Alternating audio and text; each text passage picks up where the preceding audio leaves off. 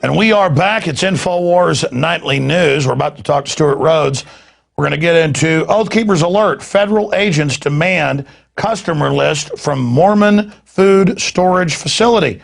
And that dovetails with an article out of News Channel 5, mainstream, in the same state, Tennessee, where they're coming to your door to ask about your storable food. They want to know what food you've got so they can confiscate it. God help us from these criminals. It's not going to be enough to take your bank account. The globalists want to break everybody fully financially so you can be re-educated in their new socialist collectivist system while the bankers sit offshore.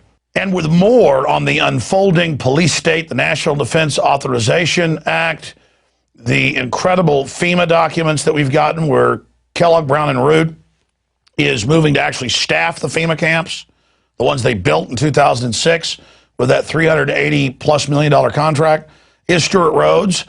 He, of course, is a constitutional lawyer with a degree from Yale, wrote his main seminal papers on a police state takeover system. And, of course, he worked for Congressman Ron Paul for many years. If you don't know what Oath Keepers is, it's police and military that are simply saying that they're going to stand up for the Constitution, Bill of Rights, and fulfill the oath that they've given to protect and defend this country's liberties and freedoms from enemies foreign and domestic. And that's important because the Bill of Rights, Constitution, Declaration of Independence, that is a birthright, the greatest and most successful experiment in liberty in history.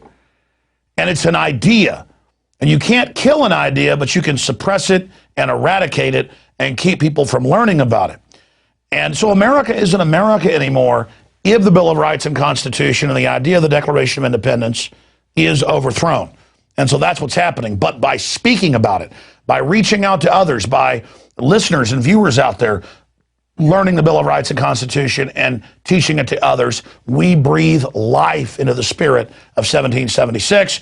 And Stuart's also an Army veteran and was retired medically from a paratrooping accident. Again, that's his full bio, the short one.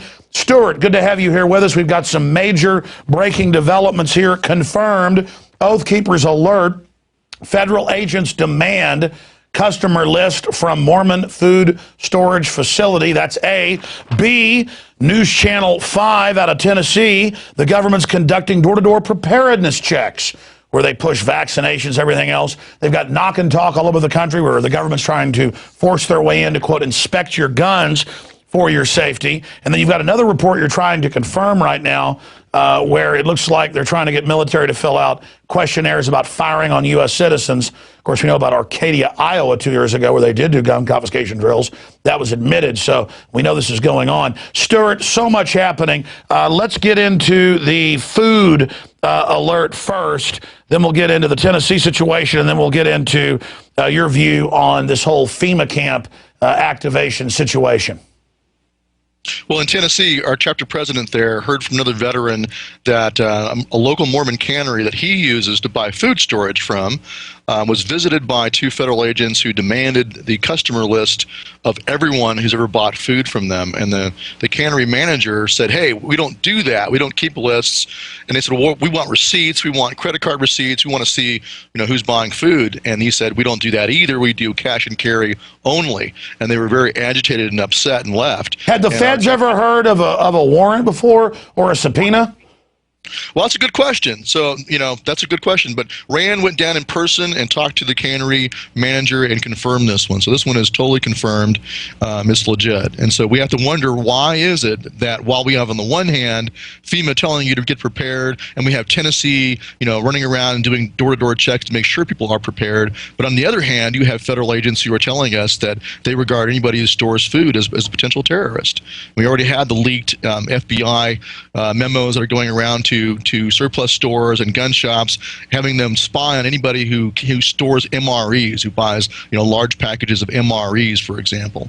And so they're telling us what they don't like. Apparently it's a schizophrenic situation. You've got government agencies telling you to get ready, but then you have the FBI and DHS running around trying to keep tabs on those who are getting prepared. And so I think that's an indicator of both the good and bad within the government. You got good guys there, like in Tennessee. We know that the local officers who are doing the door-to-door checks for preparedness there have very good intentions. We talked to one today. He said, "Hey, I'm a patriot. A lot of us are patriots. This is not a Fed-driven thing. This is a state deal to make sure we're all squared away. But we have to worry about how that information will be used when the feds come in, as they oftentimes do. They come in and take over local law enforcement and stick their nose in it, and then they grab those lists and use them for their own purposes." Well, that's right. They're wanting to know food to commandeer during an emergency, and that's not just my opinion. They use well-meaning agents to go out, just like the well-meaning people from the census getting your GPS coordinates at your front door. Now we know that was given to law enforcement of where to send the feds in to hit the right front door and to have the address marked properly so they don't hit the wrong houses. I mean, this is incredible. And we know from executive orders that we've listed here, you can pull them up, where they talk about hoarding of food being something that's going to be an arrestable offense under an emergency. And you're right, it is schizophrenic. It's just like people inside government have blown the whistle on Fast and Furious. Now the memos have been leaked and confirmed that it was to be blamed on the Second Amendment. That's huge. This was a false flag. CBS News now reports to be blamed on the Second Amendment. So, yeah, you've got part of the government saying get ready, and then you've got the other part that is authoritarian, always up the chain, who then wants to know who is actually ready, because the truth is the globalists want us all dependent. Well, certainly. I mean, look at what's happened to our people and our states. There's been a sucking away of power from the people and from the states. And you have, like Southern Poverty Law Center and other propaganda arms of DHS running around and demonizing anybody who dares to get prepared. We had a preparedness expo here in Kalispell this last summer, and they did a featured article on that. That was a big deal to them that we had a preparedness expo. And so, oh my gosh, they're buying sleeping bags and water filters and storable food. I mean, ants store food, squirrels store it, humans have always done it, and now being a normal human is evil. The war, depression, all this stuff unfolding, and FEMA billboards saying store food, and every week they've got a new preparedness expo they're demonizing on the Southern Poverty Law Center website. I mean, wow, these are really wicked people. And the thing about the cannery is, well, you might explain away the FBI going to surplus stores and whatever. You might buy like maybe they might buy ammunition or night vision goggles to be used in a terrorist attack. How can you explain and justify federal agents going to a Mormon cannery? I mean, it's powdered milk and wheat berries and chocolate mix for the kids and fruit punch mix.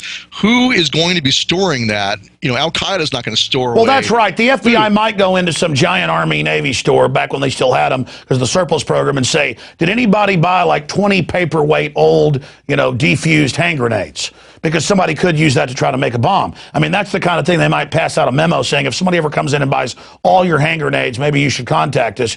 But this is powdered milk. From the start, you've got the article at oathkeepers.org. We've got it up at Infowars.com as well. But from the start, breakdown, you got the call, you did the research, exactly what's going on at this cannery, where it's located. Well, it's in Tennessee. I don't know the exact location. Our Tennessee chapter president, Rand Cardwell, could confirm that. He went down there. Well, he was concerned. He didn't want to say it was in Tennessee at first, but because Tennessee has been the focal point for the TSA doing random checks on the highways, he thought it was important to let people know that it looks like Tennessee, might be being used as a test case. And so he went ahead and disclosed where, it was a Tennessee cannery. And he just got word from another veteran. So here's the thing: is the Mormon Church will oftentimes let non-church members come into a Mormon cannery and buy bulk food like wheat and then can it in tin cans. They do that because they want all Americans to get prepared and have food storage. And so you have many non-members going into a Mormon cannery and buying food. And so the feds came in and wanted to know everybody, not just the Mormons, but everybody else, anybody who's bought food storage. Now, why would they want that?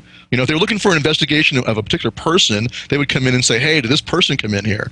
But they asked for the whole list. It's just, you have to face reality. It's not some kind of benign, they're not there to check up and be sure you're all getting ready. They're not there to make sure you're getting prepared. They know they're getting prepared. They want to know who they are. And by the way, we have the memos that are public for the last 5 years where they go into all the gun shops and say, are people here buying guns that are missing fingers, and they're going into farming supply and saying, is anybody missing fingers? I mean, how many farmers do you know? I'd say a third of them are missing fingers. I mean, I've grown up in the farming community. A lot of people are missing fingers. Sometimes you're at a table with 5 people, 2 people are missing fingers, from farming accidents. And it's just such a wide net where everybody's a terrorist.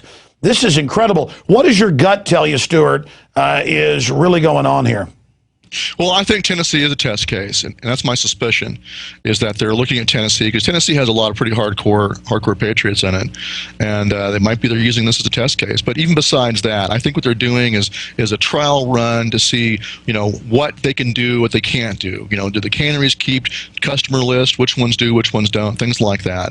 I think this is a precursor to what's to come, and so I urge anybody who does preparedness, you must get prepared, but try to do it as anonymously as you can. Pay with cash. Don't make it easy on them. And then they're making their they want to know who's awake, and they want to know where the food is so they can commandeer it during an emergency. Yeah, they want to know who's switched on and who's going to bother buying preparedness gear. Those are, look at it like this. If you were looking at a population from the perspective of a future military conflict and you're going to try to crush them and subjugate them, what would you want to know? You'd want to know where the food is. Just like Stalin did. He went and he starved out the farmers who were resisting him. He confiscated all of their crop and starved them to death. That's what he did to them. And so food, denial of food is a weapon of war. Well, the UN said at the 96 food conference, or was it 97 in Beijing, the head of it said, we will use food as a weapon. You can pull up that quote. Kissinger on the State Department Memorandum 200 said we'll use food as a weapon worldwide. You're absolutely right, Stuart. Yeah, that's how it goes. And so if you're looking at a future population that is going to resist what you have planned for them, which is S-1867 and detention of American citizens and destruction of our Bill of Rights, then you would want to, if you're a military officer or a federal agent, you would want to find out who's switched on, who's getting ready, who is your potential pool of resistors. That's why they keep track on veterans. That's why they want to monitor who's storing food. If you buy a radio and go to a ham radio class, I wouldn't be surprised at all if they have a checklist on those. Doesn't mean you shouldn't do those things. You should do all of those things. But just be aware of the intent that they're expressing. They're giving you a window into their heads of what they think of you and what they fear. They fear prepared Americans. They fear Americans who are getting ready. Let me add this before we get to the few other issues we've got here, Stuart. I appreciate you joining us on short notice with your incredible intel out there with the veterans and current military and police feeding you so much information. A lot of it we get fed the same info, but you focus full time on this. The ATF now, and we knew about this before it came out from our sources, but now it's confirmed, shipped guns directly into Mexico and drugs back into the U.S. and launder the money. That's even in the New York Times Sunday. To then blame the Second Amendment. That has now been released that they were blaming the Second Amendment. CBS News has reported it, has confirmed it. They have the internal memos. So that's a false flag. For those that don't know what that is, a staged terror attack against our Second Amendment. So that's happened. We have a government that's passed a law saying that the military can be used anywhere in the U.S. It's a battlefield, and they can arrest you without charges, and you can disappear into a black hole. So the worst has happened on paper. So there's no more speculating. And you add all this other stuff to it, it's just, man, every generation or two runs into a real bona fide tyranny. And we've just got to come to grips with the fact we've got a really nasty case of cancer in this country politically. And it happens everywhere. And the fact that we're like dodo birds that never have experienced tyranny in the last few generations and don't know how to recognize it, we're like domesticated. So the sailors can walk up and whack us on the head. But that's why we know history, though. We're not doomed to repeat it. We're not domesticated animals or animals that have never seen tyranny before. Historically, humans can think. We can look back at things instead of living it ourselves. But there's no doubt they know they're imploding the economy. They're gearing up for war with the American people. And now that brings us into the NDAA and these FEMA documents we were sent. We talked to the contractors, and I've got other information I can't reveal or it'll give away some of the information we have. But we added into the other documents we have. This is, the cover is illegal aliens or emergencies or tornadoes or whatever. But on top of it, it is for political reasons or bio releases. Similar to what we got from the clergy response team documents. So this is the biggest escalation ever in all 50 states of people on full-time pay. They've never done this. Full-time pay in every state to respond within 72 hours to a disaster and have cordons and barbed wire and all this, and meal service and everything. So it's on. And this is a real red level crisis. I mean, either the government, Stuart, knows a comet's coming in a year, and I'm not saying that's what's happening, or they know there's an economic implosion coming down the road. So I want to get your take on the NDAA dovetailed with these new Halliburton KBR FEMA camp activation setup.